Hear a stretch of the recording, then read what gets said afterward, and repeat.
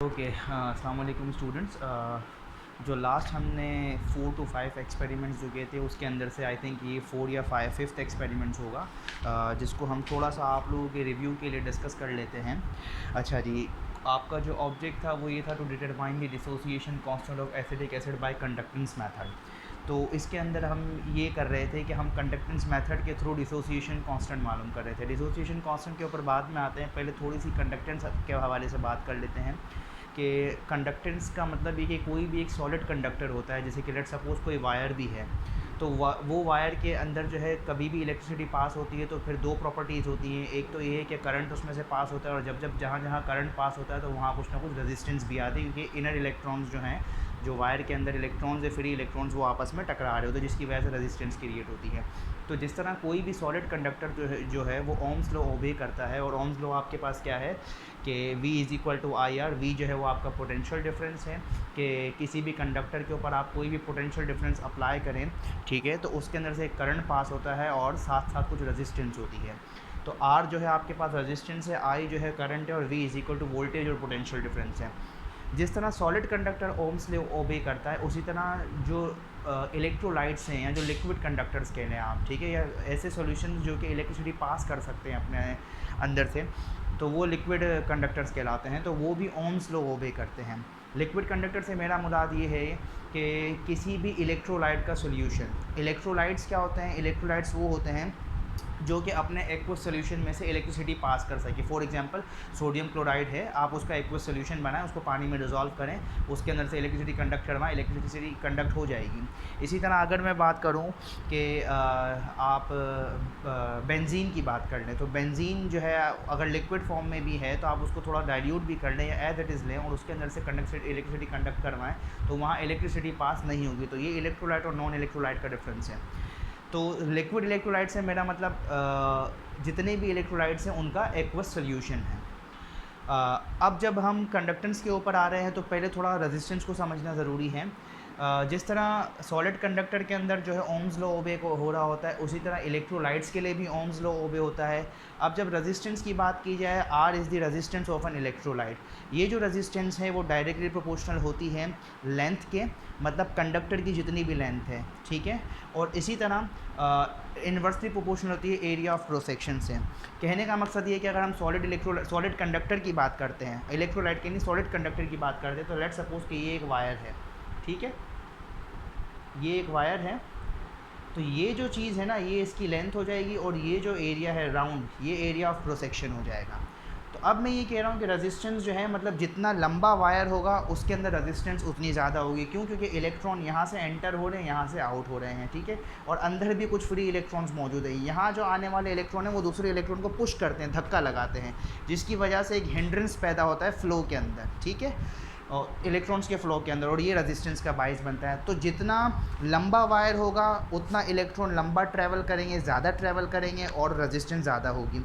लेकिन अगर वायर जो है लॉन्ग है, लेकिन अगर वायर मोटा है, मतलब थिक है, मतलब ये है कि उसके अंदर का जो क्रॉस सेक्शन एरिया है वो बड़ा है, अगर ये वायर इतना है, अगर मैं इसको इतना चौड़ा कर दूं, तो ये क्या होगा कि इलेक्ट्रॉन्स के फ़्लो के अंदर ये है कि थोड़ी सी उसको जगह मिलेगी, और इलेक्ट्रॉन्स थोड़ा सा ईज़ हो जाएगा फ़्लो के अंदर, तो उससे क्या होगा कि रेजिस्टेंस जो है वो कम होगी। तो यहाँ पर समझाने का मकसद ये है कि क्योंकि सॉलिड इलेक्ट्रोलाइट पे भी ओम्स लॉ ओबे करता है, सॉलिड कंडक्टर पे भी ओम्स लॉ ओबे करता है, इसी तरह इलेक्ट्रोलाइट्स पे भी ओम्स लॉ ओबे करेगा। तो रेजिस्टेंस जो है वो डायरेक्टली प्रोपोर्शनल होगी लेंथ के, इन्वर्सली प्रोपोर्शनल होती है एरिया ऑफ क्रॉस सेक्शन के, ठीक है। इन दोनों जो इसके जो भी पोस्टुलेट्स हैं उनको हमने कंबाइन किया तो ये लॉ बना। अब यहाँ पर प्रोपोर्शनलिटी का साइन हटाकर हम इसको ये जो रॉ का साइन है इसको रॉ पढ़ा जाता है, RHO रॉ, ये रॉ कहलाता है, ठीक है। प्रोपोर्शनलिटी का साइन हटा, रॉ लग गया, और ये कहलाती है रेजिस्टिविटी, ठीक है। तो ये एक लॉ बना। अब जिस तरह रेजिस्टेंस एक प्रॉपर्टी है, उसी तरह कंडक्टिंग बॉडीज़ के साथ एक और चीज़ या एक और कैरेक्टरिस्टिक प्रॉपर्टी होती है जो कि कंडक्टेंस कहलाती है। तो रेजिस्टेंस जो है वो क्या है? Hindrance in the flow of current और hindrance in the flow of electron, ये रेजिस्टेंस है। तो उसका इन्वर्स है, उसका रिवर्स क्या होगी? कंडक्टेंस होगी। मतलब ये कि easiness in the flow of electrons या easiness in the passing of the current, ठीक है, कि कितने इजी जो है वो कोई चीज़ इलेक्ट्रिसिटी कंडक्ट कर लेती है, या कितनी ईजीनेस के साथ है, कितनी आसानी से उसके अंदर से इलेक्ट्रॉन्स पास हो जाते हैं। तो वो कंडक्टेंस कहलाती है। जैसा कि मैंने बताया कि कंडक्टेंस जो है वो रेजिस्टेंस का इन्वर्स होती है। एल अगर आपके पास कंडक्टेंस से आप डिनोट कर रहे हैं तो वो इन्वर्स हो जाएगी रेजिस्टेंस का, ठीक है। अच्छा, L इज़ इक्वल टू, अब ये जो R की वैल्यू है इसको हम ओम्स लॉ के थ्रू ऊपर डिफाइन कर चुके हैं, तो यही एज इट इज़ वैल्यू यहाँ जब पुट करी तो ये R की जगह वैल्यू पुट हुई। इसको थोड़ा सा मैंने मैथमेटिक्स अप्लाई किया है कि 1 over rho as it is आ गया, ये जो L ओवर रो था क्योंकि ये मेन डिवाइड के नीचे है तो ये इन्वर्स होकर ये इस शक्ल में आ जाएगा, ठीक है। अब यहाँ देखें कि L एज इट इज़ है 1 ओवर रो जो है वो LS के बराबर है। LS जो है वो आपके पास स्पेसिफिक कंडक्टेंस होती है। स्पेसिफिक कंडक्टेंस का मतलब ये है कि आप किसी भी कंडक्टेंस को स्पेसिफाई कर रहे हैं। स्पेसिफाई करने का मतलब कि उसके अंदर कुछ ना कुछ आपने डायमेंशंस दिए होंगे। डायमेंशंस का मतलब ये है कि अगर मैं अपने सेल की बात करूँ कि जो भी सेल है, ठीक है, तो इसका ये कुछ ना कुछ एरिया ऑफ क्रॉस सेक्शन है और यहाँ पर इलेक्ट्रोड्स के दरमियान भी डिस्टेंस है, ठीक है।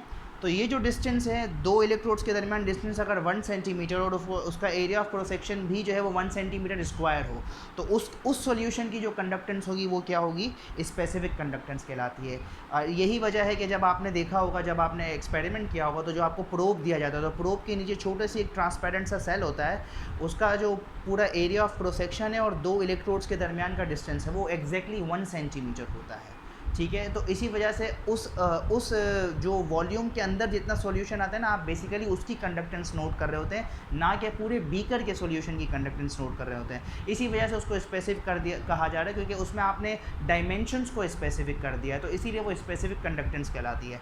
आप स्पेसिफिक कंडक्टेंस को ये कह सकते हैं कि conductance of a solution of 1 cubic centimetre of solution या इलेक्ट्रोलाइट, ठीक है। LS, अब यहाँ से वही वैल्यूज़ आगे पीछे किए कि मुझे स्पेसिफिक कंडक्टेंस पता करनी हो तो मैं क्या करूँगा कि इसको यहाँ भेज दिया तो ये रेशियो इन्वर्स हो गया L ओवर A। अच्छा, इसी तरह ये जो L ओवर A की जो क्वांटिटी है ना, ये पूरी कहलाती है सेल कांस्टेंट, ठीक है।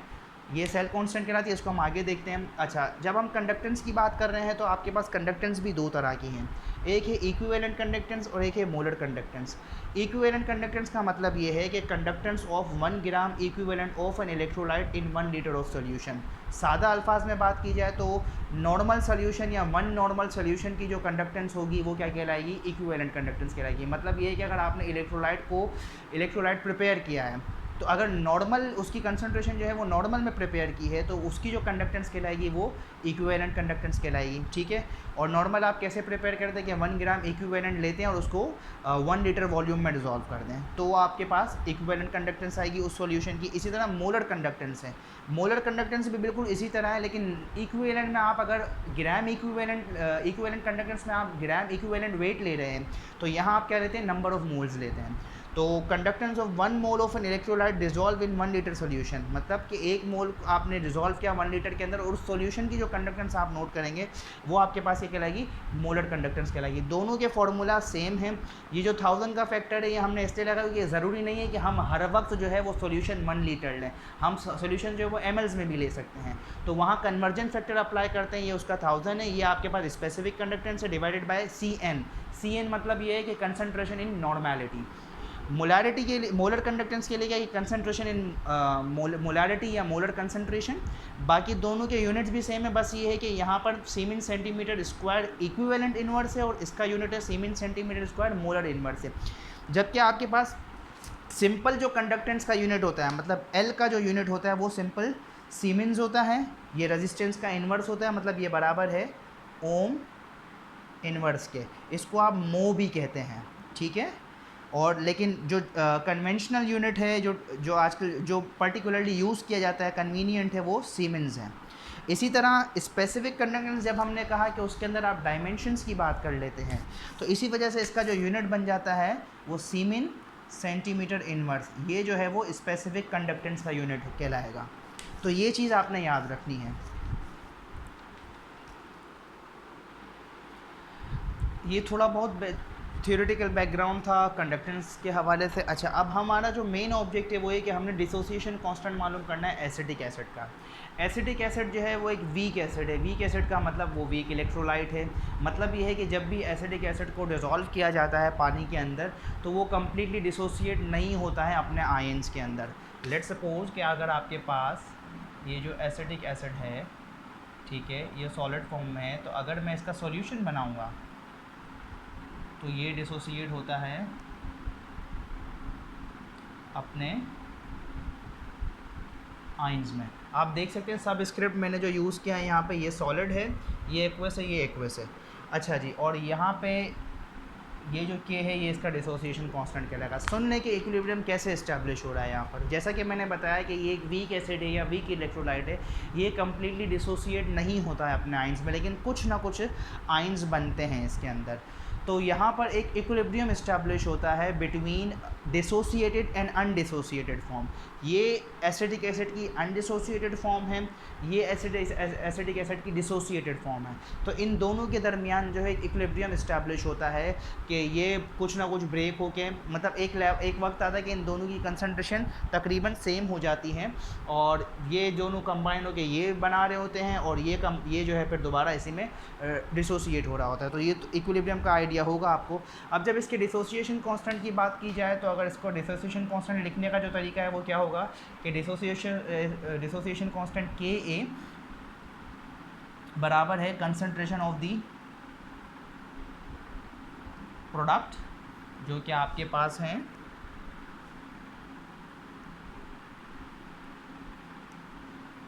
And concentration of the reactant. ठीक है। अच्छा, यहाँ पर मैंने वाटर नहीं लिखा है, अगर आप चाहें तो यहाँ वाटर ऐड कर सकते हैं। जब यहाँ आप वाटर ऐड करेंगे तो ये H+ की जगह H3O+ हो जाएगा। तो बात एक ही है कि आप वाटर को एज इट इज़ दिखाएं H2O करके या फिर ना दिखाएं, मतलब इट्स ओके। ठीक है, तो ये इसका डिसोसिएशन कांस्टेंट है। अब डिसोसिएशन कांस्टेंट हमारे पास डायरेक्टली जो है ये कंसंट्रेशन तो नहीं, क्योंकि हम कंडक्टेंस मेथड अप्लाई करने जा रहे हैं। जब हम कंडक्टेंस मेथड अप्लाई करने जाते हैं तो वहाँ हम ये देखते हैं कि how much acidic acid has been dissociated into its ions, और इसके लिए एक फार्मूला होता है हमारे पास K a is equal to alpha square concentration divided by 1 minus alpha. यहाँ पर जो अल्फ़ा है ये बेसिकली कहलाता है degree of dissociation. Degree of dissociation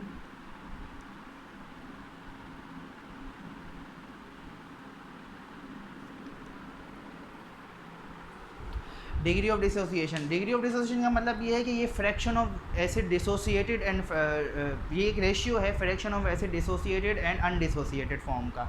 ठीक है, इसको हम यूँ रिप्रेजेंट कर सकते हैं कि मतलब कितना एसिड डिसोसिएट हो रहा है। तो जितना एसिड डिसोसिएट होता है ये इन दोनों के दरमियान का जो है वो बेसिकली रेशियो होता है। ठीक है, और it is given by lambda over lambda infinity या लैम्डा नॉट भी कह सकते हैं। ये जो है मोलर कंडक्टेंस हैं।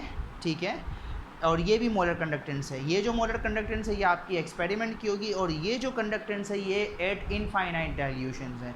एट इनफाइनाइट डाइल्यूशंस का मतलब ये होता है कि जब आपके पास एसिड जो है वो बहुत ही ज़्यादा वीक है, बहुत ज़्यादा डाइल्यूट है, इतना डाइल्यूट है कि इसके अंदर मौजूद ये जो आयंस है ये एक दूसरे के साथ बिल्कुल इंटरेक्ट नहीं कर रहे हैं, मतलब इतनी तादाद का में। डाइल्यूट का मतलब ये होता है कि आप जो है किसी चीज़ के अंदर वाटर ऐड करते जा रहे हैं तो उसकी अपनी कंसंट्रेशन जो है वो वक्त के साथ साथ कम होती जाएगी जैसे जैसे एडिशन होगा। तो इनफाइनाइट डाइल्यूशन का मतलब ये है कि आपने इतना उसको डाइल्यूट कर दिया कि ये जो आइंस है वो एक दूसरे से इतना दूर हो गए हैं कि वो आपस में इंटरेक्शन में या अट्रैक्शन में नहीं हैं।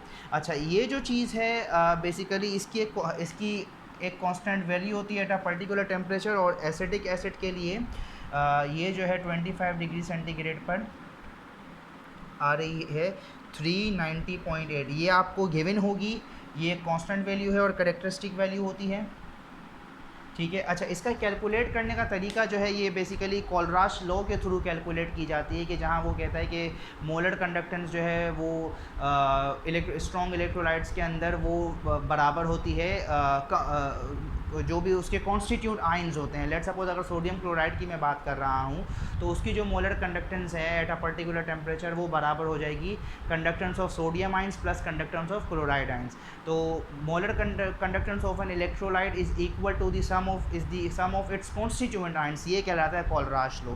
तो ये भी इसी तरह कोलराश लॉ के थ्रू कैलकुलेट की जाती है। आप चाहें तो इसको किसी भी बुक से पढ़ सकते हैं। ठीक है, और बेसिकली अगर मैं वर्बली यहाँ बताना चाहूँ तो सिंपल तरीका ये है कि अगर ये एसिडिक एसिड है तो मैं कंडक्टेंस नोट करूँगा, मोलर कंडक्टेंस एसिडिक एसिड की, HCl की और सोडियम एसीटेट की, और फिर वहाँ पे जो है वो 2 को प्लस करके 1 को माइनस कर देंगे, तो दैट इज़ डिफरेंट थिंग, वो which is not the part of our experiment. तो ये जो है वो आपका थ्योरेटिकल बैकग्राउंड था पूरा, कि जो हमारा मेन वर्किंग फार्मूला है वो मेन वर्किंग फार्मूला हमारे पास ये है, आपने इसी से काम करना होगा। और यहाँ पर जो है वो अल्फ़ा की वैल्यू मालूम करनी है, तो अल्फ़ा की वैल्यू हमारे पास कहाँ से आएगी, ये मोलर कंडक्टेंस से आएगी, ठीक है। और ये जो मोलर कंडक्टेंस है ये कहाँ से कैलकुलेट होगी, ये आप यहाँ से कैलकुलेट करें, provided that, remember one thing, कि आपके पास जो ऑब्जेक्ट दिया हुआ है उसके अंदर आपको ये देखना पड़ेगा कि सोल्यूशन किस कंसंट्रेशन में दिया हुआ है। अगर नॉर्मल कंसंट्रेशन में दिया हुआ है तो आप इक्विवेलेंट कंडक्टेंस यूज़ करेंगे, अगर मोलर कंसंट्रेशन में दिया हुआ है तो आप इसके लिए मोलर कंडक्टेंस यूज़ करेंगे, ओके। और यहाँ पर क्योंकि हम जो ये जो यूज़ कर रहे हैं ये जो वैल्यू है एट इनफाइनाइट डाइल्यूशन वाली, ये हम इक्विवेलेंट वाली यूज़ कर रहे हैं, तो आप बेहतर ये है कि आप इस चीज़ को यूज़ करेंगे, इक्विवेलेंट कंडक्टेंस को। दूसरी एक और चीज़ मैं बताना चाह रहा था कि इस for particular this experiment molar और नॉर्मल में परेशान होने की ज़रूरत नहीं है, क्योंकि अगर इसके ग्राम इक्विवेलेंट की बात की जाए तो ये एक प्रोटॉन दे रहा है ना, तो अगर इसके मॉलिक्यूलर वेट को या मोलर वेट को मैं 1 से डिवाइड करूँगा, क्योंकि इक्विवेलेंट वेट इसी तरह निकाला जाता है कि मोलर जितने भी क्या कहते हैं मोलर वेट है उसको number of replaceable H ions acid के लिए बता रहा हूँ कि इक्विवेलेंट वेट बराबर हो जाएगा molar weight divided by number of replaceable H positive ion. तो यहाँ पर कितना H पॉजिटिव आइन ये दे रहा है, 1 दे रहा है, तो मोलर वेट को जब 1 से डिवाइड करेंगे तो वही आंसर आएगा। तो इसी तरह इसका जो मोलर और नॉर्मल दोनों बराबर होंगे, क्योंकि यहाँ पर जो रिप्लेसेबल H पॉजिटिव आयन है वो 1 है। अच्छा, अब आ जाते हैं मज़ीद आगे कि अब आपने एक्सपेरिमेंट कैसे करना होगा। ये तो थोड़ा थ्योरेटिकल बैकग्राउंड था, वर्किंग फार्मूला आपको पता चल गया, कंडक्टेंस का अब पता चले कि कंडक्टेंस हम कैसे अप्लाई करें। मेन वर्किंग फार्मूला हमारे पास ये है, लेकिन हमारे पास अल्फ़ा की जो वैल्यू है डिग्री ऑफ डिसोसिएशन वो हम थ्रू कंडक्टेंस मेथड कैलकुलेट करेंगे, जिसकी वजह से ये पूरा एक एक्सपेरिमेंटल बैकग्राउंड जनरेट किया गया है। तो ये आपको टारगेटेड पता होने चाहिए कि आपके क्या टारगेट्स हैं और कौन सी चीज़ कहाँ से अचीव की जाएगी।